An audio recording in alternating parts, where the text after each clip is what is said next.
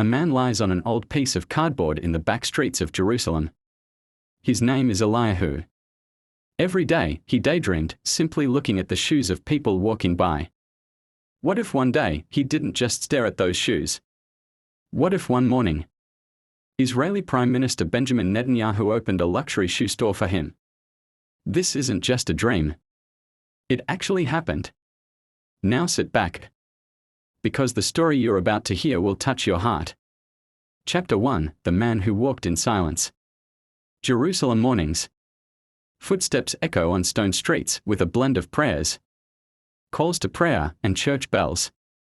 But in one quiet corner of the city, there was something that hadn't changed for years. The presence of a man, Eliahu Mizrahi. Eliahu, 56 years old, with a grey beard and matted hair, was homeless. He had worked many jobs throughout his life but could never hold on to one.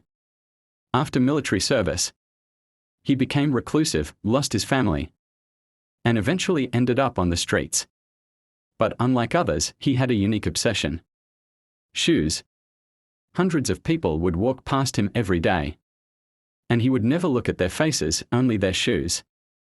He carried a thick notebook filled with drawings, notes, and imaginary brand names like a Step King, Jeru Walk, Zion Sol. One day, a child offered him ice cream. Eliahu smiled and whispered, "One day, I'll see my own shoe brand on these streets, kid."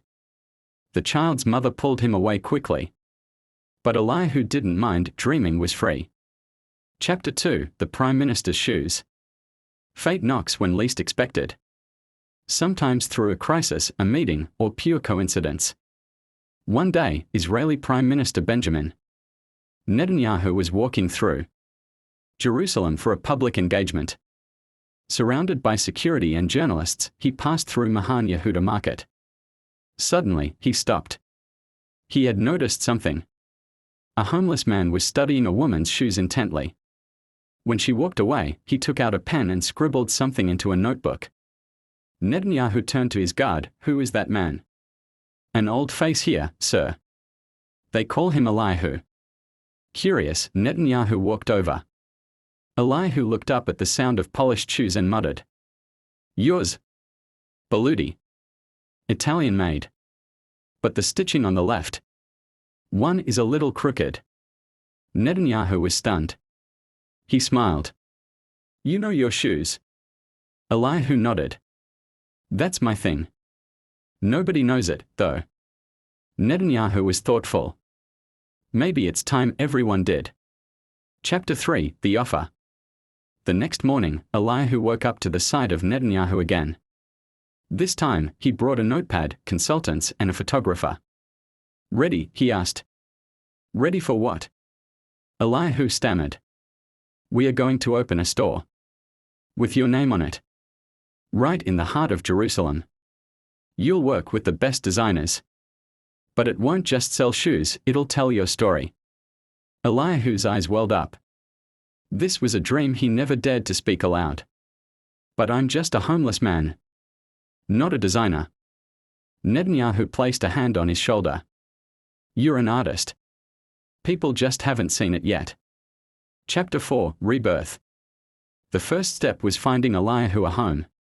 He was given a modest yet modern apartment in Jerusalem. 3 designers and 2 business consultants began working with him. His sketches were digitized.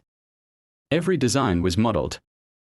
The prototypes amazed everyone: elegant, comfortable, and meaningful. One model, Silent Steps, quickly became a favorite. It was to be sold with his personal story. The brand name was chosen: Eliahu Steps, and written on the glass storefront. Shoes don't just touch the ground. They walk on dreams. Chapter 5: The Grand Opening. On launch day, people gathered from across Jerusalem. Media outlets, influencers, fashion designers, and curious citizens filled the street. Netanyahu stood beside Eliahu to cut the ribbon. Eliahu took the stage. "I used to only look at shoes from afar. Now, I get to present my own to the world. This isn't just a store. It's a story of transformation." Thunderous applause followed. Chapter 6: More Than Shoes. At the back of the store, they built a small workshop. Homeless youth and unemployed individuals began training in shoe design and crafting. Eliahu became more than just a brand figure, he became a teacher. His story spread worldwide. The New York Times, BBC, Al Jazeera all ran features. Fashion brands wanted to collaborate, but Eliahu insisted. My name should mean more than money. Every step should mean change. Chapter 7, Netanyahu returns. A year later, Netanyahu returned to the store. Eliahu handed him a custom-made shoe box. Inside was a pair of handcrafted black leather dress shoes. On the insole, it read, "Leave a mark with every step." Eliahu. Netanyahu, visibly moved, took off his shoes and wore the gift immediately. "You're no longer just a citizen of this country," he said. "You're its inspiration." Chapter 8, The Street Still Calls. Eliahu kept visiting his old street corner every week. He brought food, new socks, and even donated trial shoe models to the homeless. Some didn't believe it was really him. Him? Eliahu. The shoe king. But Eliahu would only smile and say, "I'm no king. I just finally found steady ground." Chapter 9, Spotlight and Scrutiny. Media attention grew, and so did criticism. Was Netanyahu's act genuine or PR? Is Eliahu just a figurehead? A homeless man's fate tied to political motives? Eliahu felt uneasy. He knew the truth: Netanyahu's help wasn't political. It was personal. They had built a quiet friendship over time. Every Friday night, Netanyahu would visit the store for tea. No cameras. No press. Just two men. And a story. Chapter 10, Shoes with a Story. Each model in the store carried meaning. Wanderer 88, inspired by Eliahu's first night on the street.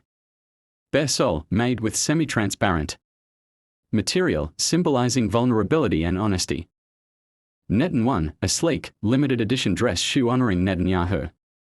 Each pair came with a story card. Customers often bought the shoes because of the message, not the leather. Chapter 11, Old Friends Return. One day, a familiar face walked in, Shmuel.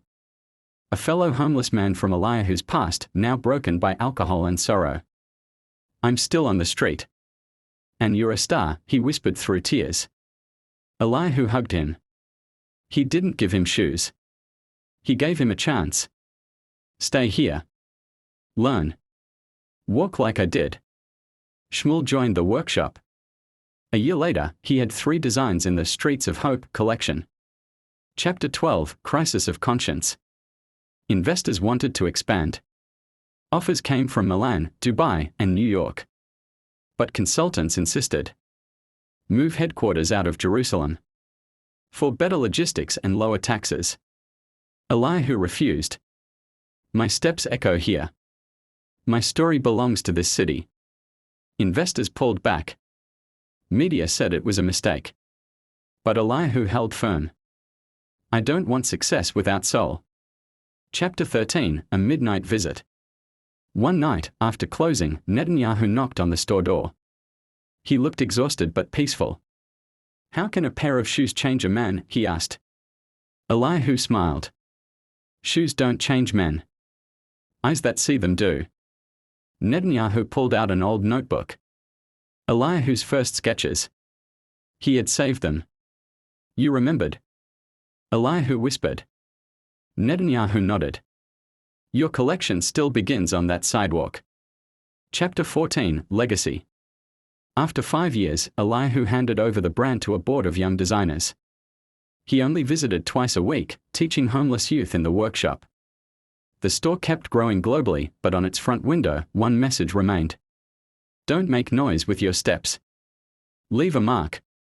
Chapter 15, Final Step. At age 63, Eliahu passed away peacefully. In his honor, Jerusalem renamed one of its main streets. Eliahu Steps Boulevard.